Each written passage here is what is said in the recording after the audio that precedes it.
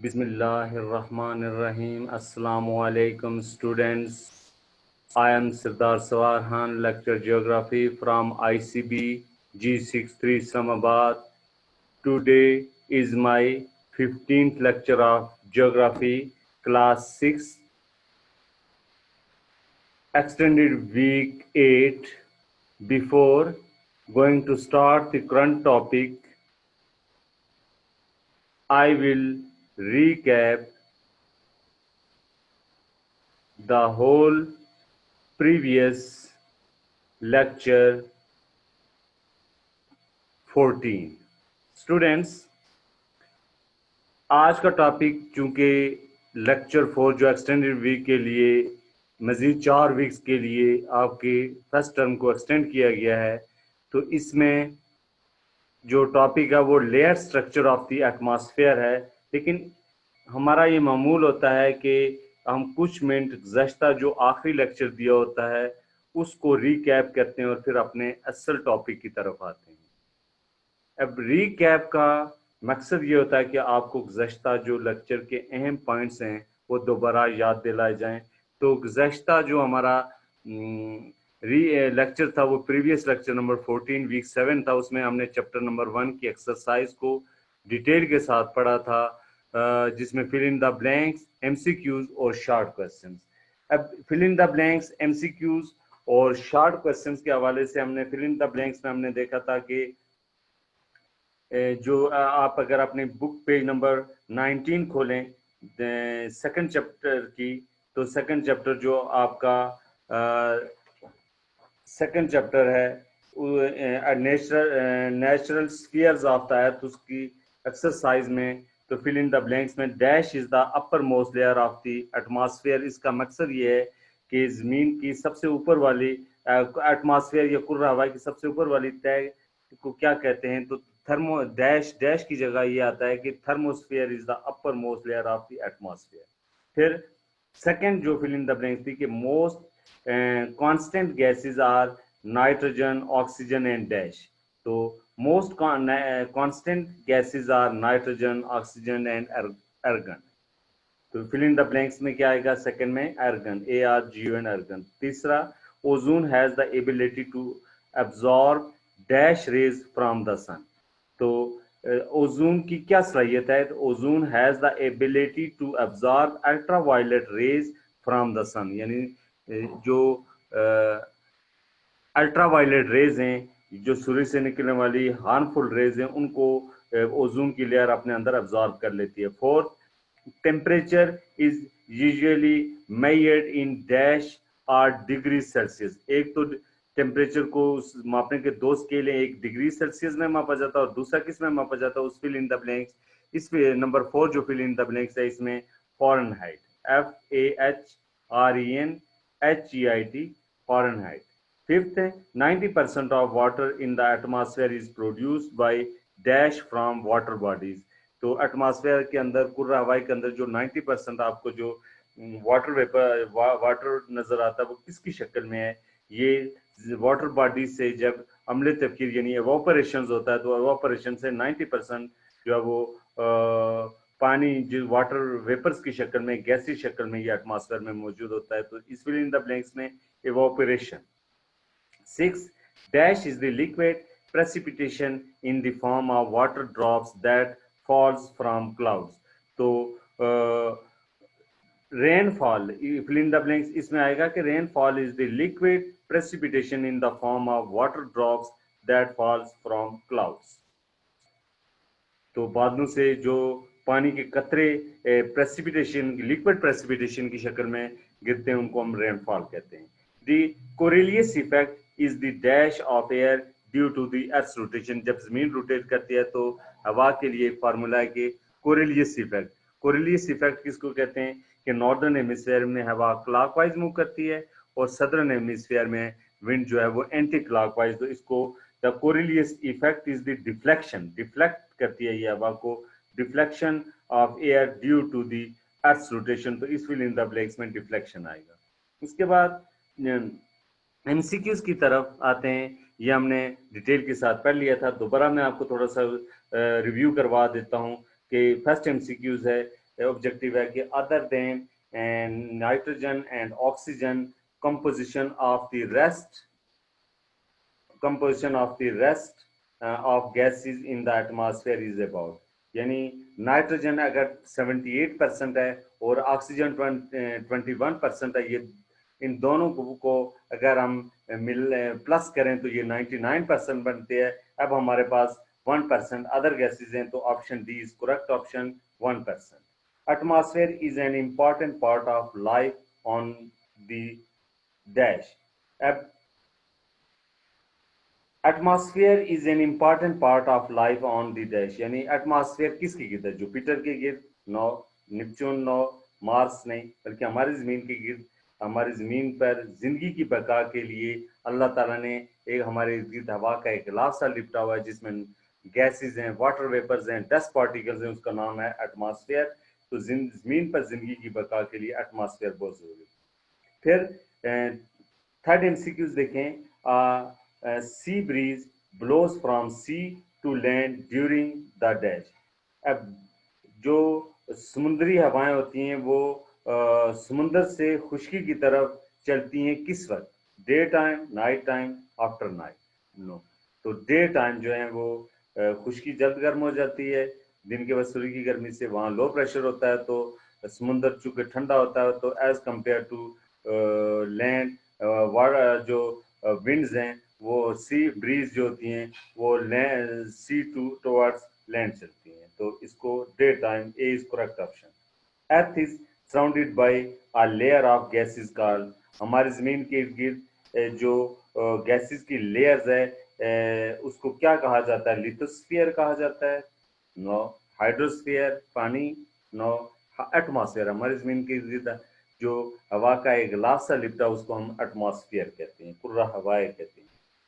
Fifth है कि trade winds blow towards the dash. अब ट्रेड विंड्स हमने पढ़ा था कि अगर हम ग्लोब को देखें तो 0 से 30 डिग्री नॉर्थ एंड साउथ के दरमियान इसको हम कहते हैं ट्रॉपिकल रीजन्स कहते हैं, और यहाँ 0 से 5 डिग्री नॉर्थ है, ये बेल्ट ऑफ कॉम के नाम से पुकारा जाता है या कॉम बेल्ट के नाम से पुकारा जाता है। हवाएं यहाँ पर जो है गर्म होकर फैलती हैं और हल्की होकर ऊपर उठ जाती हैं, खला पैदा होता है। तो इस खला को फिल करने के लिए विंड्स क्या करती हैं कि जो नॉर्दर्न हेमिस्फीयर में नॉर्थ ईस्ट से वेस्ट की तरफ चलती हैं, यानी 30 डिग्री से 5 डिग्री इक्वेटर की तरफ, और सदर्न हेमिस्फीयर में साउथ ईस्ट से वेस्ट की तरफ यानी इक्वेटर की तरफ चलती हैं, तो उनको हम ट्रेड विंड्स के नाम से पुकारा जाता है। तो trade winds blow towards the equator, ये किसकी तरफ चलती हैं? इक्वेटर की तरफ चलती हैं। तो सी इज करेक्ट ऑप्शन।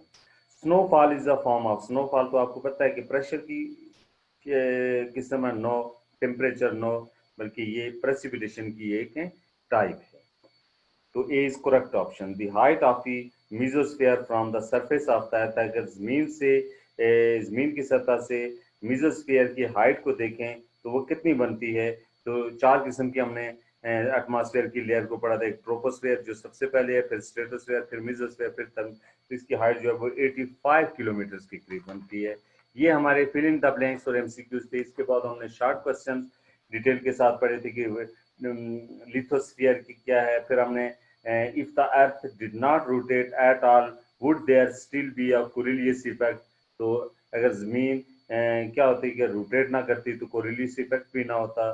फिर है कि right the names of natural spheres, वो हमने 4 स्फीयर्स को हमने पढ़ा था कि लिथोस्फीयर और क्रस्ट, सेकंड था हाइड्रोस्फीयर, फिर हमने पढ़ा था एटमॉस्फेयर और फिर बायोस्फीयर। 4 स्फीयर्स को हमने पढ़ा था। फिर हमने write the names of 3 major atmospheric components में हमने डिटेल के साथ उनको पढ़ा भी था। एक एटमॉस्फेयर में कांस्टेंट गैसेज हैं, एक वेरिएबल गैसेज हैं, और तीसरे इम्प्योरिटीज यानी डस्ट पार्टिकल्स हैं। और फिर write the names of the areas where seasonal या और मूनसून विंड्स मोस्टली अक्कर, तो ज्यादातर मूनसून विंड जो है वो साउथ एशिया में पाकिस्तान, नेपाल, इंडिया, भूटान, बांग्लादेश, श्रीलंका, म्यांमार और जो इन इलाकों में ज्यादातर चलती हैं। फिर है what is the difference between land breeze and sea breeze, ये भी हमने डिटेल से पढ़ा था। फिर लॉन्ग क्वेश्चंस के हवाले से देखते हैं तो 2 लॉन्ग क्वेश्चंस को हमने बड़ी तफसील के साथ पढ़ा था, जिसमें right the name of planetary wind and it's characteristics. Planetary wind से मुराद यह है कि जो दायमी हवाएं जिनको हम सियारिया हवाएं या प्लेनेटरी विंड्स भी कहते हैं, जिसमें ट्रेड विंड्स या ईस्टरलाइज विंड्स, और दूसरा हमने पढ़ा था वेस्टरलाइज और एंटी ट्रेड विंड्स, और तीसरा पोलर विंड्स के बारे में पढ़ा था। फिर explain the structure of the atmosphere in detail, ये भी हम तफसील के साथ पढ़ चुके थे। अब हम आज के टॉपिक की तरफ आते हैं। तो आज का इम्पोर्टेंट टॉपिक है जिसमें हमने जिस चीज को हमने डिटेल के साथ पढ़ना है, उस टॉपिक का नाम है इंटरनल स्ट्रक्चर ऑफ द अर्थ, जमीन की अंदरूनी साख किस तरह की है। डियर स्टूडेंट्स, आप लोग इंक्लूडिंग मी, हम में से कोई भी जमीन की अंदरूनी हिस्सों को अच्छे तरीके से नहीं देख सका है। जब खुदाई करते हैं तो ज़्यादा से ज़्यादा हम ड्रिलिंग करके 30 foot, 40 foot, 150 foot, 200 foot, 400 foot तक कर सकते हैं, लेकिन वहाँ से जो मवाद निकल के आता है मड की शक्ल में या जो स्टोन की शक्ल में, वो हमें नज़र आता है, या मुख्तलिफ किस्म की जो मिनरल निकालते हैं वो पता चलता है। लेकिन ज़मीन की अंदरूनी साख के बारे में हमें कैसे पता चलता है? इंसान जहाँ खला में लाखों किलोमीटर तक देखने पर कादिर है, वहाँ ज़ेर ज़मीन इसकी पहुँच ज़्यादा से ज़्यादा 6000 मीटर तक पहुँच सकी है। कितने तक पहुँच सकी है? 6000 मीटर तक महदूद है। चनाचे इंसान अभी तक अपने इस प्लेनेट या इस सियारे को, ज़मीन को खुरचने और ज़मीन की सतह और मरकज़ के दरमियान के फासले के सिर्फ 1% तक रसाई हासिल करने में कामयाब हुआ है। तो इंसान बराह रास्त मुशाहिदे के जरिए ज़मीन की अंदरूनी साख के बारे में कुछ भी नहीं जानता, लेकिन इनडायरेक्टली यानी तरीकों से, जो इनडायरेक्ट मेथड्स हैं, उससे ज़मीन के अंदरूनी हिस्से के बारे में जानने की इंसान ने हमेशा से कोशिश की और आज भी कोशिश कर रहा है। इन तरीकों में 3 मेथड्स इंपॉर्टेंट है। पहला है अर्थक्वेक वेव्स, ज़लज़ले की लहरें, जिसमें प्राइमरी वेव्स, एस वेव्स यानी सेकेंडरी वेव्स, और तीसरी सरफेस वेव्स या लॉन्ग वेव्स, और दूसरा मैग्नेटिज्म ऑफ द अर्थ है, और तीसरा रॉक्स, जमीन की डेंसिटी यानी एवरेज डेंसिटी, क्या जो रॉक्स की डेंसिटी है उसके लिहाज से पता चला है। तो इन 3 चीज़ों को मद्देनजर रखकर इंसान ने ज़मीन के अंदरूनी हिस्सों को स्टडी किया और ज़मीन के अंदरूनी हिस्सों के बारे में इंसान को डिटेल के साथ पता चला है। अब हम आते हैं इंटरनल और इंटीरियर स्ट्रक्चर ऑफ द अर्थ।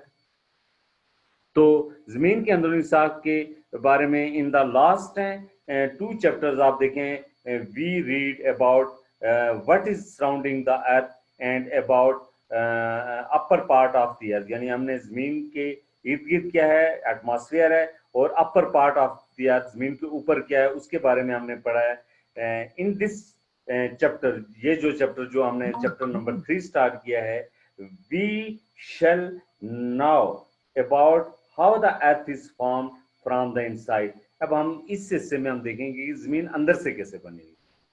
तो इसमें लेयर स्ट्रक्चर ऑफ द अर्थ और इंटरनल स्ट्रक्चर और इंटीरियर स्ट्रक्चर ऑफ द अर्थ के बारे में डिटेल के साथ पढ़ने जा रहे हैं। तो डियर स्टूडेंट्स, इसमें सबसे पहले देखें, the internal structure of the earth is divided into 4 different layers. जमीन की अंदरूनी साख को 4 मुख्तलिफ लेयर्स में तकसीम किया गया है, विच आर एज फॉलो, जिसमें फर्स्ट देखें द क्रस्ट और लिथोस्फीयर। सबसे ऊपर वाला हिस्सा जो है वो क्रस्ट या लिथोस्फीयर कहलाता है। इस डायग्राम में आप बाखूबी देख सकते हैं, जिसको मैं थोड़ा सा प्रोमिनेंट करके आपको दिखाता हूँ। ये देखें आपके सामने इस डायग्राम में कि ये जमीन का, पहली डायग्राम में देखें कि ये इसका बाहर वाला हिस्सा जो ग्लोब की शक्ल में है, ग्लोब आप देखिए, इस ग्लोब में ये क्रस्ट है। इसके बाद नीचे देखें तो ये मेंटल है, इससे नीचे देखें तो ये अपर आउटर कोर है, और इससे अंदर देखें जो सबसे हॉट सॉलिड किस्म का हिस्सा है, इसको इनर कोर कहते हैं। अब ये जमीन को इंटरनल स्ट्रक्चर या layer structure of the atmosphere को अब डिटेल के साथ हमने 4 पार्ट्स में डिवाइड किया है। एक है क्रस्ट और द लिथोस्फीयर यानी जमीन का पोस या कुर्रा हिजरी है। दूसरा जो है वो मेंटल है, और जिसके आगे चलकर 2 हिस्से बनते हैं, एक upper mantle and lower mental. इसी तरह क्रस्ट के भी 2 हिस्से हैं, एक ओशनिक क्रस्ट है, समुद्री या बहरी क्रस्ट पोस्ट बनता है, और दूसरा जो है वो कॉन्टिनेंटल क्रस्ट बनता है, और तीसरा जो है वो आउटर कोर या इनर कोर के बारे में है। इसके बाद ये इस डायग्राम 2 में देखें तो ये आप कह लें कि ये हमने उस पोर्शन को, यहाँ से इस पोर्शन को, एक पीस को हमने बाहर निकाला है। इस पीस को स्टडी करते हैं तो ये सबसे ऊपर वाला देखें, इस जो क्रस्ट है जिसको लिथोस्फीयर कहते हैं, ये क्रस्ट जो है वो क्रस्ट जो है वो किस पर, क्रस्ट एंड अपर मेंटल मिलकर जो है वो लिथोस्फीयर बनाते हैं, जो कि ओशनिक, ये ओशनिक क्रस्ट है और ये कॉन्टिनेंटल क्रस्ट है। और क्रस्ट की जो मोटाई है वो 0 से 100 किलोमीटर थिक है। और इससे नीचे आप देखें तो फिर mental, upper mantle, lower mental, mental की जो है वो 100 किलोमीटर से लेकर 2900 किलोमीटर तक इसकी गहराई है। और फिर आउटर कोर देखें तो ये 2900 किलोमीटर से 5100 किलोमीटर डीप है। और फिर इनर कोर को आप देखें तो ये 5100 किलोमीटर से लेकर 6378 किलोमीटर तक इसकी गहराई बनती है। ये इसकी गहराई को दिखाया गया है। तो स्टूडेंट्स, आपको अब ये क्लियर हो गया कि जमीन के पोर्शन में जमीन को इंटरनल स्ट्रक्चर ऑफ द अर्थ के लिहाज से इसको जमीन के अंदरूनी हिस्सों को 4 पार्ट्स में डिवाइड किया गया है। एक है क्रस्ट है, दूसरा मेंटल है, और तीसरा जो है वो आउटर कोर है, और चौथा इनर कोर है। सबसे पहले हम देखते हैं layer structure of the earth को कंटिन्यू करते हुए, the crust or lithosphere. Crust or lithosphere diagrammatically मैंने आपको दिखा दिया, नेक्स्ट डायग्राम में भी आपको दिखाऊंगा। ये आप कह सकते हैं कि ये क्रस्ट है, जो बाहर वाला हिस्सा है इसको हम क्रस्ट कह सकते हैं। तो it is the lightest and most solid outer covering layer of the अर्थ। ये जमीन की सबसे हल्की और सबसे ज्यादा ठोस आउटर लेयर है, आउटर कवरिंग लेयर है, बाहर वाली तय है। It is lies just above the mantle, यानी ये इसके नीचे यानी मेंटल है, यानी ये मेंटल के ऊपर वाक़या है, दूसरे ऊपर वाक़या है। The thickness of the crust varies from the ocean to the continent, यानी जो क्रस्ट है, जमीन का पोस्ट है, इसकी जो मोटाई है, थिकनेस है, वो समुद्रों से खुश्की की तरफ जो है वो मुख्तलिफ है। दैट इज, यानी हम कह सकते हैं कि अगर समुद्र पर 5 से 8 किलोमीटर तक है तो खुश्की पर ये 40 किलोमीटर तक मोटी हो सकती है ऑन दी एवरेज, यानी ये औसत बताई गई है। इसी तरह there are 2 types of crust. Crust की 2 टाइप्स हैं, एक है कॉन्टिनेंटल क्रस्ट है और दूसरा ओशनिक क्रस्ट है। एक बर्राज़मी क्रस्ट है और दूसरा जो है वो समुद्री क्रस्ट है या बहरी क्रस्ट है। और इस क्रस्ट के अंदर जो मेन रॉक्स पाई जाती हैं, main types of rocks are in this layer, वो ग्रेनाइट और बसाल्ट किस्म की रॉक्स पाई जाती हैं, जो इम्पॉर्टेंट रॉक्स हैं। अब मैं आपको इस डायग्राम में आपको दिखाते हैं डिटेल से, और आपने इस डायग्राम में देखना है कि ये आपके सामने ये क्रस्ट है जो 0 से 100 किलोमीटर तक, इसको 2 पार्ट्स में डिवाइड किया गया है। एक है ओशनिक क्रस्ट है और दूसरा क्या है, कॉन्टिनेंटल क्रस्ट है। ये ओशनिक क्रस्ट है और ये कॉन्टिनेंटल क्रस्ट है। और क्रस्ट और प्लस अपर मेंटल मिलकर जो है वो लिथोस्फीयर, यानी जमीन का हिजर, कुर्रा हिजर बनाते हैं। हिजर कहते हैं पत्थर को कहते हैं, यानी पथरीला हिस्सा बनाते हैं। तो इससे आप अंदाजा कर सकते हैं कि क्रस्ट की मोटाई कितनी है। अब बर्राज़मी पोस्ट को देखते हैं, जिसको कॉन्टिनेंटल क्रस्ट कहते हैं। तो ये लेयर जो है बर्राज़मों पर मुश्तमिल है और इसकी जो डेंसिटी, एवरेज डेंसिटी है वो 2.7 तक है। और इसकी औसत मोटाई जो है वो आप कह सकते हैं कि 19 किलोमीटर तक है। और ये समुद्री, यानी जो समुद्र का ओशनिक जो समुद्री फर्श है पर ये तय बहुत मामूली है, बल्कि बाज़ समुद्रों के फर्श पर तो ये सिरे से ही गायब है। जो कॉन्टिनेंटल क्रस्ट है या बर्राज़मी पोस्ट का ज़्यादा से ज़्यादा हिस्सा ग्रेनाइट रॉक्स पर मुश्तमिल है, जिसको यानी इसमें ज़्यादातर ग्रेनाइट किस्म की रॉक्स पाई जाती हैं, ग्रेनाइट किस्म की रॉक। सेकंड है ओशनिक क्रस्ट, ये तय समुद्रों के फर्श पर मुश्तमिल है। बेसिकली ये जो समुद्र है, ओशंस है, उसके फर्श पर ये हिस्सा मुश्तमिल है। और इसमें आप कह सकते हैं कि जो कॉन्टिनेंट, इसमें ये न सिर्फ समुद्री फर्श पर पाई जाती है बल्कि बर्राज़मों के नीचे भी वाक़ है। इसका कुछ हिस्सा बर्राज़मों यानी कॉन्टिनेंट्स के नीचे भी वाक़ है। इस लिहाज से ये एक मुसलसल तय, इसकी औसत मोटाई हम कह सकते हैं कि 5 किलोमीटर से लेकर 8 किलोमीटर तक का, और इसकी एवरेज डेंसिटी जो है वो 3 ग्राम पर क्यूबिक सेंटीमीटर तक है। ये ज़्यादातर बसाल्ट किस्म की रॉक्स पर मुश्तमिल है, यानी यहाँ पर जो रॉक्स पाई जाती हैं ओशनिक क्रस्ट के अंदर वो बसाल्ट किस्म की रॉक्स पाई जाती हैं, और इसके अलावा सिलिकॉन और मैग्नीशियम से मिलकर बनी हुई हैं। क्रस्ट और मेंटल के दरमियान एक और पतली सी अब तय है जिसके बारे में हम आगे चलकर पढ़ेंगे, जिसको एस्थीनोस्फीयर के नाम से पुकारते हैं। तो इस हिस्से में डियर स्टूडेंट्स आपको क्लियर हो गया कि जो कॉन्टिनेंटल क्रस्ट है, it is the lightest and most solid layer of the earth है। It is lies just above the mantle, यानी ये मेंटल के ऊपर वाक़ है।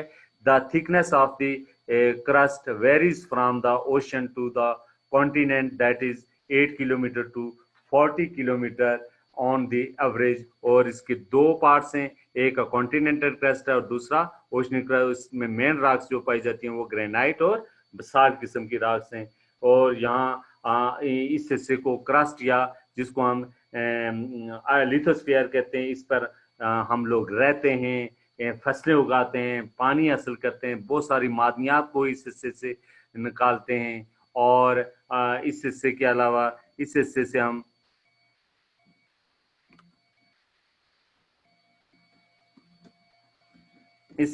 हमने मादनियात को तमाम बर्राज़ो समुंदर इस हिस्से के ऊपर वाक़ हैं। तो हम ये क्रस्ट के बारे में यानी कह सकते हैं कि हम इस पे रहते हैं, फसलें उगाते हैं, पानी हासिल करते हैं, मादनियात को निकालते हैं, और बर्राज़म और खुशकी इसी पर वाक़ है। इसके बाद है second layer structure of the अर्थ की तरफ, सेकंड की तरफ जाते हैं। तो ये कंटिन्यू करते हुए द सेकंड लेयर जो है द मेंटल है। अब मेंटल देखें, बिलो द क्रस्ट, क्रस्ट के नीचे आप देखें जो जमीन का क्रस्ट है, पोस्ट है, उसके नीचे क्या है, the second layer of the earth is the mental. Second layer जो जमीन की जो अंदरूनी हिस्सा पाया जाता है वो है mental.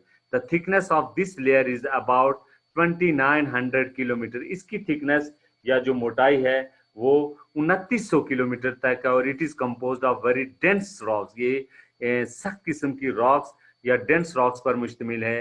The part of the mental beneath the crust is solid, यानी जो मेंटल के नीचे सॉलिड पार्ट पाया जाता है।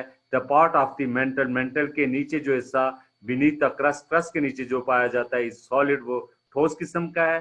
But in some portion it includes molten rock, लेकिन कुछ हिस्सों में वो उसमें क्रैक्स आने की वजह से वहां चट्टाने पिघल कर वो पिघल जाती हैं, वहां चट्टाने मोल्टन फॉर्म में आती हैं, वहां से लावा निकलना शुरू हो जाता है, from where the lava erupts. तो there are two types of mantle, mantles की भी दो टाइप्स हैं, एक है अपर मेंटल है और दूसरा लोअर मेंटल है। तो सबसे पहले अपर मेंटल को देखते हैं। तो ये मुख्तलिफ प्लेट्स में तकसीम है, और ये प्लेट्स हर वक्त मुतारिक रहते हैं, जिनको हमने कॉन्टिनेंटल प्लेट्स के नाम से, बर्राज़मी प्लेटों के नाम से, और ये ज़लज़लों का बायस बनती हैं। और इसकी मोटाई तकरीबन जो आप कह सकते हैं कि 700 किलोमीटर, और बाज़ हिस्सों में इसकी मोटाई जो है वो आप कह सकते हैं कि 1800 मील तक है, और या 2900 किलोमीटर तक भी आप कह सकते हैं जो इसकी मोटाई है। और फिर है जेरी, जिसको लोअर मेंटल कहते हैं, इसकी मोटाई तकरीबन 2200 किलोमीटर तक है, और ये तय ज्यादा कसीफ और बालाई मवाद से बनी हुई है, यानी ये कसीफ और बालाई मवाद से बनी हुई है। इस डायग्राम में आप देख सकते हैं कि ये आपके सामने डायग्राम है, इसमें डिटेल के दो पार्ट्स दिखाए गए हैं। एक ये हिस्सा है जो कि आप कह सकते हैं कि अपर मेंटल, जो कि यहाँ से लेकर यहाँ तक बनता है, और ये सारे का सारा इसको हम कहते हैं 2900 किलोमीटर तक है। इसमें ऊपर वाला हिस्सा यहाँ तक का जो हिस्सा बनता है इसको कहते हैं अपर मेंटल। इसके अंदर एस्थिनोस्फीयर की लेयर भी मौजूद है, एस्थिनोस्फीयर, और दूसरा इससे नीचे लोअर मेंटल है। अब हम देखते हैं ये अपर मेंटल है और इससे नीचे लोअर मेंटल। तो इसकी मोटाई जो है, जो एस्थिनोस्फीयर की जो लोअर मेंटल है, इसकी मोटाई 2200 किलोमीटर है, और ये ज़्यादातर डेंस और बालाई मवाद से भारी है। मेंटल की एक खुसूसी ये भी है कि इसकी सतह के नीचे 200 से 300 किलोमीटर के दरमियान एक पतली सी तह पाई जाती है, जहां चट्टानें कम खुरदरी और लचकदार होती हैं। इसको एस्टीनोस्फीयर या नर्म खोल या सॉफ्ट मेंटल के नाम से भी कहते हैं। मेंटल के ज़ेरी हिस्से से एक पतली सी तह की हद है जो इसे कोर से जुदा करती है, और इसको मुख्तलिफ नाम गोटनबर्ग लाइन या गोटनबर्ग डिसकंटिन्यूटी के नाम से भी, उस साइंसदान गोटनबर्ग के नाम से इसको मसूम किया जाता है। बेसिकली हमारा फोकस जो है वो एस्टीनोस्फीयर है। तो एस्टीनोस्फीयर चूंकि आपकी बुक में भी मौजूद है, एस्टीनोस्फीयर किसको कहा जाता है, व्हाट इज मीन बाय एस्टीनोस्फीयर। तो एस्टीनोस्फीयर ये है कि बिलो लिथोस्फीयर, यानी ये आपके सामने लिथोस्फीयर है। अगर ये लिथोस्फीयर आप कह लें कि ये लिथोस्फीयर से नीचे आए तो ये मेंटल है, और मेंटल से ये मेंटल का एरिया बनता है। Below lithosphere lies the layer of the mental. Mental की जो लेयर्स पाई जाती है, जस्ट लाइक हार्ड प्लास्टिक, जो कि नर्म पिघले हुए मवाद पर मुश्तमिल है, दैट मूव स्लोली, जिसके ऊपर हमारी जो है वो आज जो ये मवाद आहिस्ता आहिस्ता हरकत करता है, और इसके ऊपर हमारी जो है वो बर्रे आज़मी और ओशनिक प्लेट्स यानी कॉन्टिनेंटल और ओशनिक प्लेट्स जो है वो फ्लोट करती हैं, तैरती हैं, मूव करती हैं, is known as the asthenosphere. इसको एस्टीनोस्फीयर कहते हैं। What is mean by asthenosphere? Below lithosphere lies the layer of mantle, just like hot plastic that moves slowly, and it is known as the asthenosphere। इसको asthenosphere के नाम से पुकारा। ये upper mantle के अंदर आपको नजर आती है। इसके बाद अब हम आते हैं नेक्स्ट टॉपिक की तरफ। अगर हम जाएं तो वो है layer structure of the earth. Continued में अपर मेंटल को हमने पढ़ा था। अपर मेंटल के बाद आप देखें तो नेक्स्ट है द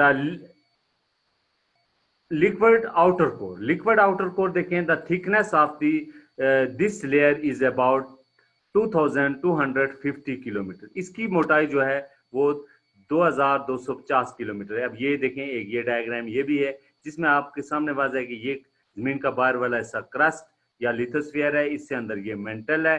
मेंटल से अंदर जाएं तो ये आपको देखें, ये step by step bold shape में नजर आते हैं, ये आउटर कोर है। This layer is the composed of nickel and ferrium और आयरन। ये यानी निकल और फेरियम यानी नाइफ के नाम से इसको पुकारा जाता है। निकल NI और NE और फेरियम FE के नाम से NIFE, यानी निकल and Ferium means iron in a liquefied form. ये माया शक्ल में पाया जाता है, ये पिघली हुई शक्ल में मौजूद होते हैं। It has the same composition as the solid inner core. इसकी कंपोजिशन भी जो है वो अंदरूनी जो ठोस मरकज़ा है उससे मिलती जुलती है। अब ये इनर कोर है। इनर कोर क्या है? इनर कोर देखें, the solid inner core has a radius of 1220 kilometre. इसके जो रेडियस है, इसका जो कुतर है जो वो तकरीबन 1220 किलोमीटर तक है। It is composed of iron and निकल। ये भी आयरन और निकल यानी फेरम प्लस नाइफ पर मुश्तमिल है इन सॉलिड फॉर्म। लेकिन ये बाहर वाली जो चट्टान है उनके दबाव और प्रेशर की वजह से ये अंदरूनी हिस्सा जो है वो सॉलिड शक्ल में है। This is the heaviest layer of the अर्थ। ये जमीन की सबसे हैवीएस्ट लेयर है, सख्त तय है, मोटी तय है। यानी यहाँ पर चट्टानें पिघलने के बजाय जो सॉलिड फॉर्म में रहती हैं, यहाँ निकल और फेरम पाया जाता है। तो बैरूनी मरकज़ा आपको पता चल गया कि ये माया शक्ल में है, लिक्विफाइड शक्ल में है, और इसकी जो एवरेज डेंसिटी है वो 4 से 9 ग्राम पर क्यूबिक सेंटीमीटर तक का, और इसमें निकल और लोहे से मिलकर बने। जबकि इनर जो कोर है ये जमीन की सबसे अंदरूनी तह है, और इसकी मोटाई 2250 किलोमीटर तक है। ये लेयर भी लोहे और निकल से मिलकर बनी हुई है, और इसकी एवरेज डेंसिटी जो है वो 9 से 11 ग्राम पर क्यूबिक सेंटीमीटर तक का। और यहाँ टेम्परेचर, जो जमीन का टेम्परेचर की बात करते हैं तो जमीन के अंदरूनी हिस्से का जो टेम्परेचर है वो 4500 डिग्री यानी 4500 डिग्री सेंटीग्रेड तक है। लेकिन बहुत ज़्यादा दर्जा हरारत के बावजूद भी ज़मीन के अंदरूनी हिस्से की चट्टानें जो है वो पिघली हुई हालत में नहीं है बल्कि सॉलिड में है। इसकी रीज़न ये है कि बैरूनी चट्टानों का उन पर प्रेशर मौजूद है और बैरूनी चट्टानें उस पर वो जो प्रेशर डालती हैं जिसकी वजह से वो सॉलिड शक्ल में वहां पर मौजूद हैं। तो टास्क आज का जो है इम्पॉर्टेंट ये आपका चैप्टर 3 का इम्पॉर्टेंट और लॉन्ग क्वेश्चंस की शक्ल में भी है। डियर स्टूडेंट्स, आपने इसको अच्छे तरीके से याद करना है, जिसमें पहला write down the internal structure of the earth's in detail. जमीन के अंदरूनी साख को आपने डिटेल के साथ विद डायग्रामेटिकली आपने इसको शो करना है। डायग्राम को मैंने आपको डिटेल से समझा दिया, उसकी लेयर्स को समझाया है, 4 लेयर्स कौन कौन सी हैं, और फिर इसमें एक टर्म आई है कि एस्डिनोस्फीयर क्या है। इसी के ऊपर हमारे जो कॉन्टिनेंटल प्लेट्स हैं, जो जलजले की प्लेट्स हैं, वो इसके ऊपर मूव करती हैं। ये पिघली हुई माया शक्ल में मौजूद है और इसमें ओशनिक और कॉन्टिनेंटल प्लेट्स मूव करती हैं और ये प्लेट्स जब आपस में टकराती है इस एस्डिनोस्फीयर की लेयर के ऊपर तो फिर जलजले आते हैं। तो स्टूडेंट्स, आपने internal structure of the earth को डिटेल के साथ और इसको जो एस्डिनोस्फीयर की डेफिनेशन है इसको अच्छे तरीके से याद करना है। थैंक्स। अल्लाह हाफिज।